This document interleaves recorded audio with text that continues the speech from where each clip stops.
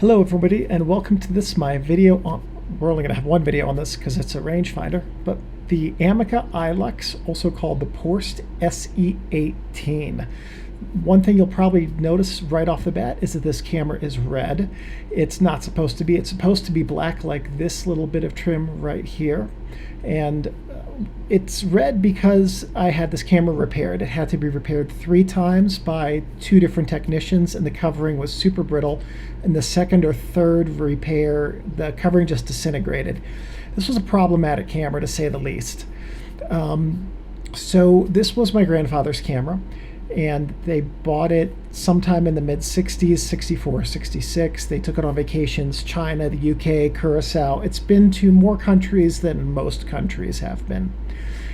And he was key in inventing a paint pigment called chroma red. And there was a whole family, chromaroon and some others. And I couldn't find online the exact color of chroma red online. I can't actually find any real reference to it, but I have to imagine it's at least red. And so when I had the opportunity to redo the camera color, I decided to do it in red because chroma red was a big important thing in my grandfather's life. And he also made something called Stay Steel. That was another paint he was also involved in. I'm sure that was wonderful for the environment. Anyway, the family history tangent aside, the Stay Steel, if you're wondering, was they would take a sheet of steel and they'd use acid to remove everything except the steel crystals. Then the steel crystals would be recovered and they'd be imbued into a paint. And that theory was that the steel crystals would make the paint last longer. The evidence did not hold that up, but it probably killed a lot of fish. Oh yeah, probably did. So anyway, long and meandering story, that's how we ended up with red for this color. The Amica Eyelux, or Porst SE18, is a multi-mode manual and shutter priority camera with an averaging scene meter, that's the circle there, has shutter speeds from 1 second up to 1/500th on top of the lens. You can see that, as well as bulb. The flash on this is either, well, it will flash at any speed because it has a leaf shutter, so any speed works. It will use X or M sync. M bulbs are effectively not available anymore. So what you're talking about here with this is using an X sync, which is any electronic or modern flash you can get today. The target market for this camera was for mid to upper level rangefinder users. It has a number of nice features like 2 modes, a very nice viewfinder. It's exceedingly complex, but that allows it to have all these nice features. The assembly and the repair on these is very difficult, and the inside, the assembly is very challenging and complex. But some of the other things that tell us it's a nice camera in the mid to upper market were, well, primarily the lens is a fast 45mm f1.8, which was a decently fast lens in the mid-60s for a rangefinder camera. It has a very nice rangefinder window, very large, very bright. If you've seen some of my other rangefinder videos, that's a huge window. And on the back, if you look through it, that's a huge window. It also has a general feel of being built well, supported by a good feature set. There's basically nothing that a rangefinder user would want for with this camera. It was made by Nihon Kosaki company for Amica International. The Amica International was the importer. They were made in Omori, Tokyo in the mid-60s, and these cameras were really, the Porsts, the Amicas, these and the Tarons were very hard to research. There's very little available online information. In fact, the only reason that I have ever heard of them or would have heard of them today is because this was my grandfather's camera. I could not find exactly when these were made, and I could not find when they went out of production, or even conclusively find out which other models were made that were the same camera. Taron, which is the most well-known brand like this, is also an uncommon to rare camera model or make. This was preceded by the Taron 35. It was concurrent with other Tarons and so forth, but I couldn't find accurate dates for any of them to say which ones it was made with. It was possibly followed by or the same camera as the Taron Auto EE, but I couldn't verify that because there's so little information.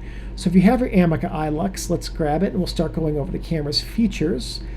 And we'll start on the top, but as we do with the strap lugs, which are on the side front area right there, strap lugs. That there is the film rewind knob and lever. Then we have the make Amica Eyelux, the make and model. And then on the top we have the cold shoe, which I'm not sure if it was original. Before it went in for its first repair, it was epoxied on. The second repairman who repaired it repaired that. There's the shutter release, the frame count, and frame count reset. So the window's on top and the manual resets on the bottom. So the frame count does not automatically reset when you open the film back, which means when you load your film, you have to manually set that to start. And that manually resets the frame counter. There we go.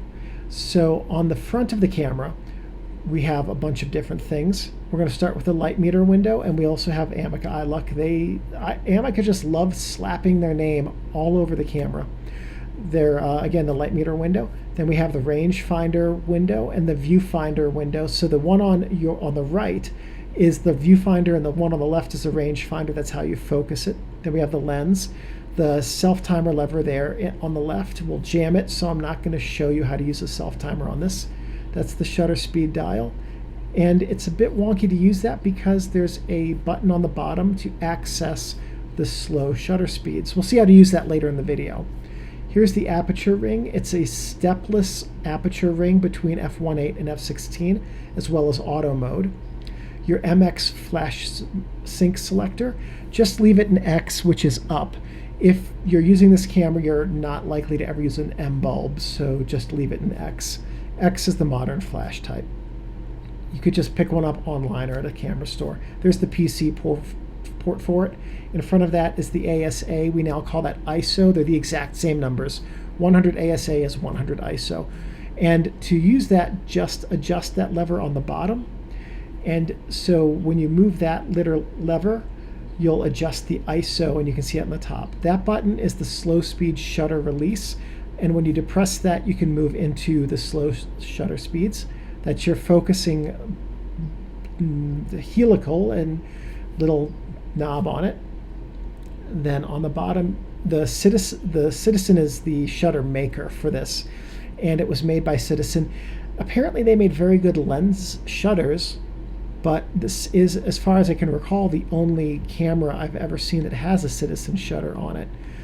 But Citizen made shutters through the 70s, and apparently they were well regarded. On the back of the camera, we have the viewfinder window, the serial number, the film advance. Then we also, on the side here, we have the battery chamber right there, and the film back release right there. And I'm so glad there's no film in there because I forgot to check that. Okay, so we'll see more inside there in just a minute.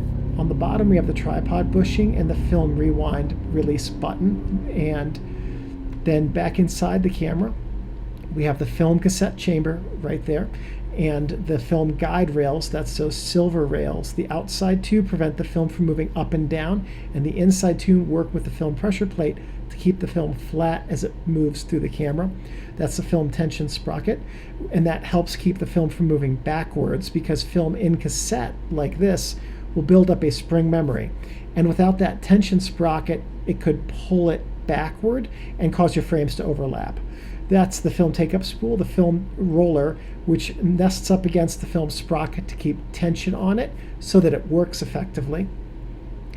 And then on the film back, we have the film pressure plate right there. And we've seen that. And that's the film cassette retaining spring, which helps keep the cassette aligned properly so that the film feeds out of it correctly and can be taken up through the camera correctly.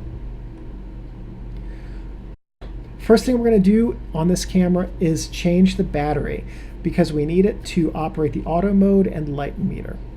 So this does not have a coin slot, So you just use your finger and thumb to unscrew it, and it's a very nice battery cap. It comes off very easily. There's ridges on the outside of it, but if you ever have a battery explode in it, even though it's a very nice battery cap, you'll have to drill a couple holes and use a spanner wrench to get it off. But beyond that, it's a very nice battery cap. This uses the old Mercury batteries, which are no longer available. So here's a voltage adapting adapter. They're about 30 to 40 bucks a piece, and they just take a 357 AG13 whatever battery, and you just put them into the modern battery, into the adapter, and then screw the cap on. Now, the voltage adapting batteries are a little bit thicker, and so that leaves a little gap there in the battery chamber, but it still works. It still gets current to the camera. If you don't have one of those, you can buy an El Cheapo dumb adapter made out of brass. About in late 2019, they're about $5 a piece on eBay. And then you just put your 357 or A76 or whatever battery in it, and then you drop it in, and those are skinny enough that the battery cap seats fully and correctly when you screw it on. Now, the 357 batteries have the same voltage as the modern batteries that are the same size as the old Mercury batteries. So if you use an adapter or a modern battery, your metering is going to be off by about 2.5 stops. It's very significant with this camera how much the metering is off.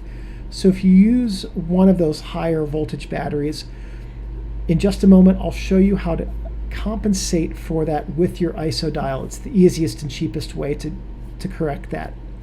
This specific camera that I'm using has had its circuitry modified to use modern batteries. So if you have one of these and you send it in to be overhauled, ask the technician to modify the circuitry, because that's a good time to do it. It's not easy to access the electronics in this camera to do that.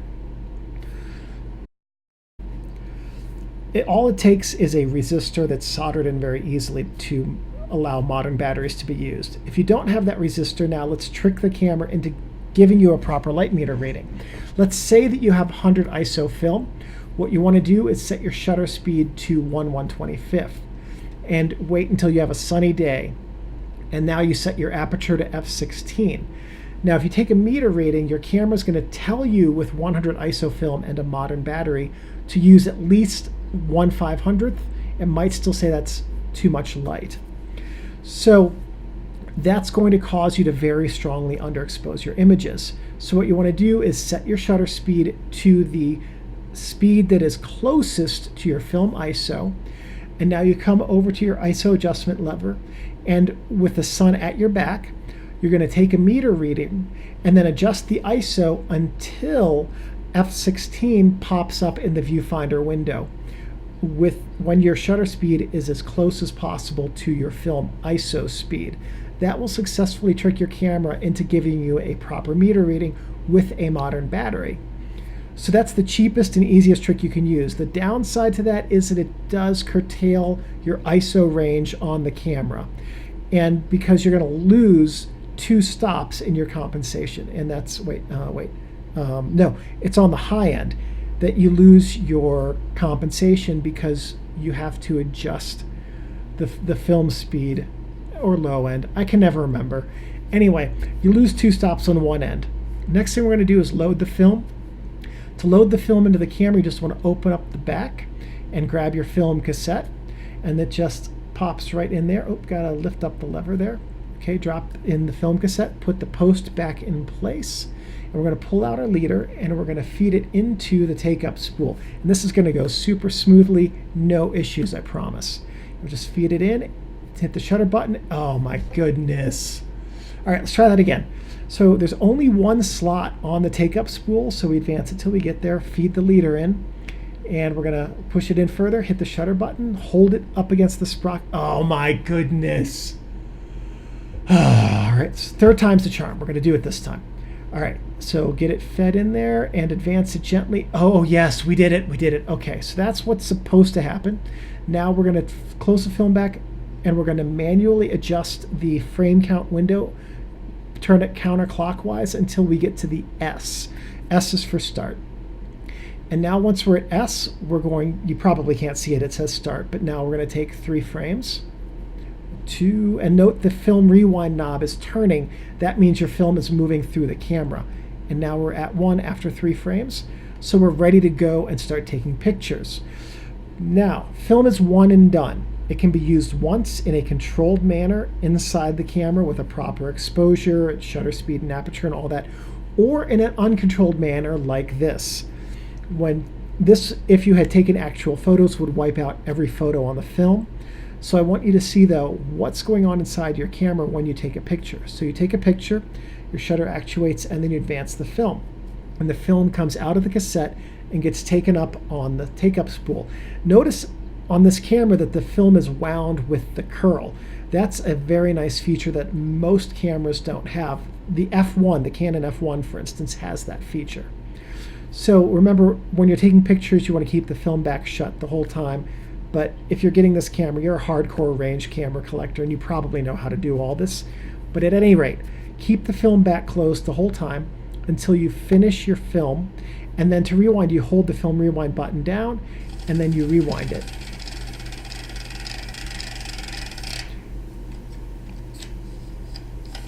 And it's almost silent, too silent, when it pops off of the cassette there.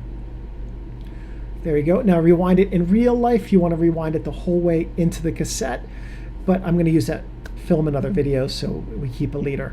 Now, if you're done, if you're going to take more photos, just put your next cassette in. If not, then just trigger your shutter and close the back. You want to trigger your shutter to prevent tension from being on the springs. Next, we're going to talk about how to use your shutter speed and aperture interface, because it's a little bit complex on this camera. We're going to cover it now separately from taking a photo so that we can look at it specifically and how to use mode shooting. Taking a close-up look at the lens, that's your aperture adjustment ring, and the little triangle indicates where you're at. The red triangle now says we're in auto mode, which is shutter priority. Now, if you take it out and line it up to a specific aperture setting, you're now in manual mode. So the difference between shutter priority and manual, auto is shutter priority, number is manual. Now here's the shutter speed dial. You can easily move it from 1/8 up to 1/500 without issue. But when you get down to 1/8, if you try to go to a slow speed and force it, you will break the shutter. So find this little button on the bottom. This is your slow speed release. Push it down, and now you can rotate the dial into the slow shutter speeds of a full second to a quarter second. Bulb is the lens shutter stays open as long as you hold the shutter button down. And now here's 1 second.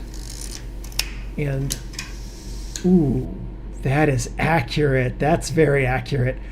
And then 1 second is a full second, and then all the other numbers are fractions. A half second is 2, a quarter second is 4. When you move out of the slow shutter speeds, the transition is smooth. You just can't move from 1/8 to a 1/4 without unlocking it on the underside of the lens first. So there you go. Why they did this, I don't know. I don't know if all citizens are like this.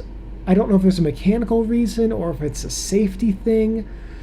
If it's just a safety thing, that seems like a really weird safety mechanism. Why not have that at a 30th? I don't know. It seems nonsensical to me that they would have it like this, but whatever. But I want to explain that so that the next thing we're going to do is look through the viewfinder, and this is what you see through the viewfinder. It's a fairly simple layout. There's a gold frame, it's a surround, and it shows you your framing. It goes most of the way around your window. And then there's those teeth or whatever it is that come out of the side and bottom, and then that hanging thing. Those are your parallax correction frames. If you are within 8 or 10 feet of your subject, then the upper left corner of your frame is within that inner frame. If you're beyond about 8 or 10 feet, then your upper left corner is the outer frame. So that's your parallax correction because it's not built into the mechanism of the rangefinder. Up in the top is a window, a gold window, that when you push your shutter button halfway down, a number appears as if magically, It appears that's your aperture number, and it appears in that window. In full manual mode, it tells you what your aperture should be with your selected shutter speed. In shutter priority, it tells you what your aperture will be with your selected shutter speed. So when you push the shutter button halfway down, make sure your finger's not covering the meter window. There's a mechanism in there that takes a reading, and then it displays your aperture reading in that window. It's apparently a very complex mechanism. The first repairman who repaired my camera could not make it work after fixing the camera. It's very unique in this. The second repairman didn't know exactly how to fix it, but he got it working. It's not perfectly lined up in my camera. It's off by about a half of a number, but it works and it's accurate.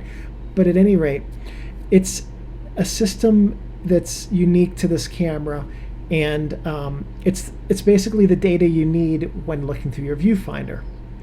Now in the middle, you'll notice there's a sort of gold window, semi-blurry, small window. This is a mock-up here that you're looking at, and that's your rangefinder focus window.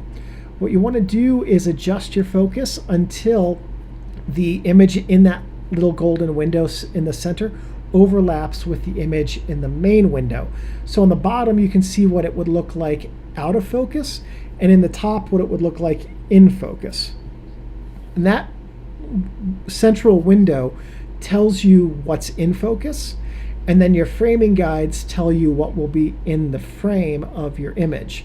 So it's a simple interface, gives you everything you need to know to take photos in either shutter priority or full manual mode with this camera. And it's just bright, it's large. By rangefinder standards, it's a pretty luxurious viewfinder window. One really interesting thing about this camera, well, there's lots of interesting things about this camera, but I want to show you one really interesting thing about this very odd duck camera. Let's in focus now. Let me grab a light here. I think you'll find this fascinating. If we look inside the lens at f/16, look at the aperture shape, and let's adjust it. Let's open it up to look at the shape as I open it up, and then as I stop it back down. It's circular, of course, wide open, but as we stop it down, it's got this weird crushed bread sort of look, like if your sandwich got mashed in the lunchbox. And then at the smallest, at f/16, it's a square. So for those of you who like crazy bokeh, this is your camera. So let's go through the process of taking a picture with the Amica Eyelux, the Taron, the Porst, all of the cameras that this might be.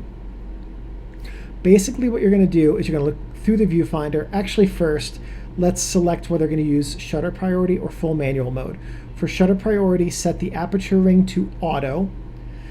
For full manual, then you're going to select an aperture yourself. In shutter priority, you only have to worry about selecting your shutter speed. So let's assume we're going to be in auto and that we can have enough light to take a 1/250th of a second exposure. So look through the viewfinder, and you're going to use your focus ring to adjust your focus and line up those two little windows in the viewfinder so that they overlap.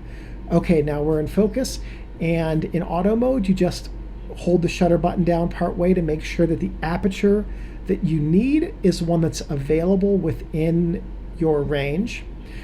Take your picture if so.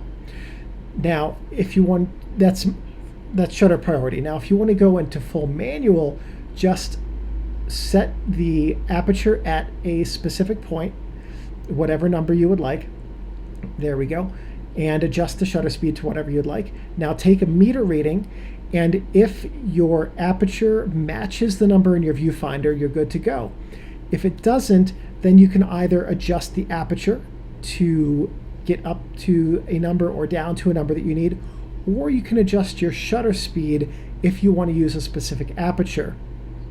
Also in manual mode, you can override your reading. So let's say that you've got the sun off to your side and you think it's going to throw off your light meter, then you can adjust to a different aperture that way to compensate for strange lighting that your area meter might pick up that your lens wouldn't.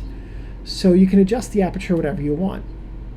Auto mode's really good if you want to just pick a shutter speed and go and you have good even lighting. Full manual is really good for creative control or complex lighting. So generally I can't stand shutter priority. It's my second least favorite shooting mode after program.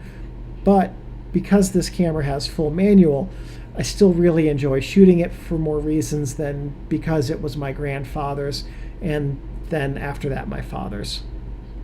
So double exposures, sure, probably, why not?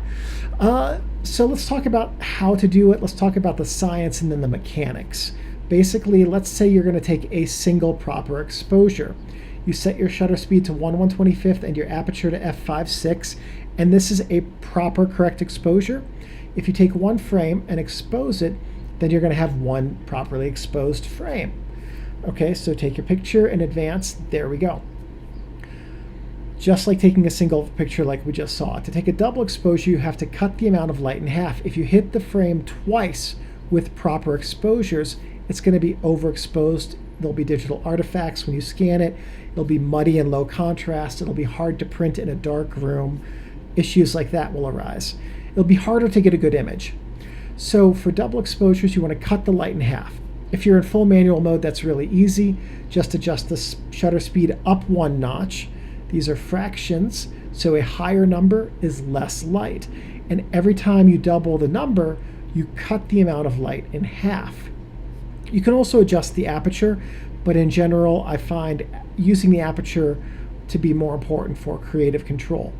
So in manual mode, just boop, adjust the shutter speed, and you're good to go.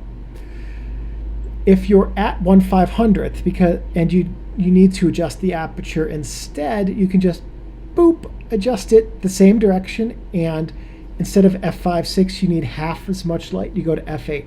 So every time there's a marked number on the aperture ring, that is half as much light as the next overmarked number, or twice. You're always dealing with doubling or halving the light every time you adjust one setting on the aperture or shutter speed dial. But let's say you're committed instead to shooting in auto mode. You need to trick the camera. So that's really easy. Set the aperture to auto, come down to the ISO selection dial, and let's say you have 200 as the correct ISO setting. So just adjust that to 400. You need to have half as much light. If 50 is the correct setting, then set it to 100. If 25, then 50, and so on. That's going to trick the camera's light meter into giving you half as much light as you need, which means you'll get two properly exposed frames on your double exposure. So here's the mechanics now. You take your first picture. Now you're going to hold down the film rewind button and the film rewind knob and lever and advance the film. That doesn't advance the film, but it arms the shutter. Now we take our second frame, and now next thing we're going to do is grab the lens cap, and we're going to advance the film, and we have to take a dead frame now. So advance, dead frame, advance. And the reason that we do the dead frame is because when your gearing starts up, it doesn't engage instantly. So advancing the film will only partially advance the film across the frame. So if you take your second frame right away, it's going to partially overlap your double exposure. The dead frame prevents that. So the dead frame then moves the film past the shutter opening so that your next frame doesn't overlap your double exposure, ruining your double exposure and the next frame. Some notes on the Amica Eyelux. So according to Camerapedia, this is also the Boots Amica, Hanimex 35 Auto EE CDS, Cavalier EE Auto 35, and Taron Auto EE. Interestingly, I looked up pictures of all of those on Google, and there are some substantial differences between those. The body styles are different from this, except for the one of the Tarons, and those cameras even differ amongst each other. So my guess is that some of those cameras are the same. The Hanimex is much different, but I don't think they're the exact same as the Amica. There are some significant layout differences. For instance, the frame advance lever is in a different place. The viewfinder windows are in different positions. The bodies have different shapes that don't allow for this the components in this camera to fit in there. I mean, those are major differences that aren't made between clones. So Camerapedia is generally an okay to good source, but I think it's wrong about the Amica Eyelux being clones of those cameras. But I could also be wrong. So they could be internally the same. At any rate, I don't think I'm wrong about this. I think they're different. So there is a Taron out there that is exactly the same as it, and I used to have one. I forget the model number, but when this camera needed one of its repairs, I bought it specifically to be a donor parts for this camera. And so I sent it along with this camera as spares, and then I told the repairman I didn't need it back.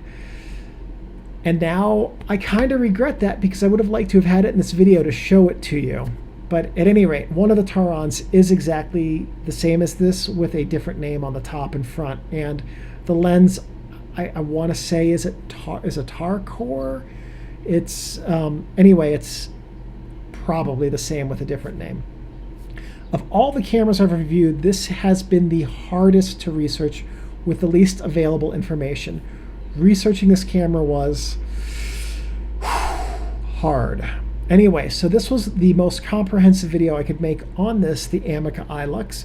If you know of other resources about this camera, please share them in the comments. I'd be very interested in learning more about this camera. It's obviously a fascinating camera to me.